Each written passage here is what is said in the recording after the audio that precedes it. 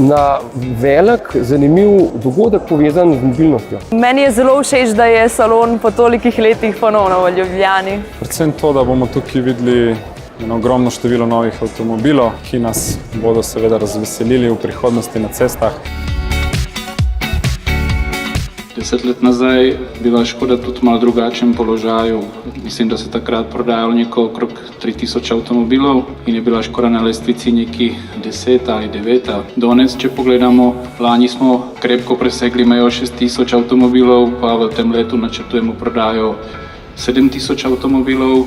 Mislim, da naročila, ki prihajajo in so za 1/3 močnejša kot lani v istem obdobju, so pač kar dobro napotnico za to številko. Zelo visoka vrednost glede na ceno avtomobila. Se pravi, kaj za svoj denar Škoda ponuja.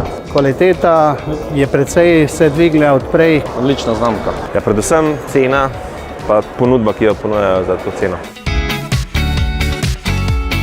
Omogoča veliko svobodo. Kot prvo seveda izgled, kot drugo prostornost in pa cena. To, da ga lahko uporabljaš v čim več različnih okoliščinah, ne? Prilagodljivost. No? Odprta streha, okna, da se odpirajo, pa veliko prostora. Lahko se peleš 4 kolone. Varnost. Da si mobilen, da je klima tudi. Vožnja. Se pravi, udobje.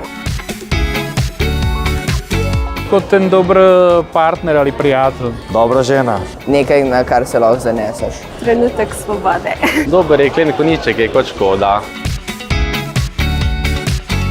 S takim grobim. Kot formula. Za tišino. Ja, zdaj ta novi bojo zelo tihi, a ne, ko bojo prišli na elektriko. Bolj globokim, gromkim zvokom. Vsekakor Octavio je res. Fabia Monte Carlo. Kodiaq. To Octavio oziroma ali pa tega Fabio. Octavio. Škodo Kodiaq.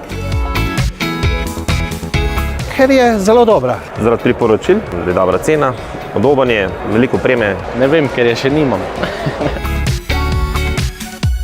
Mi je všeč, dokler itak ga imamo že skozi, ker sem jaz doma, ne, smo že imeli že od začetka. Pač velik je pa dober.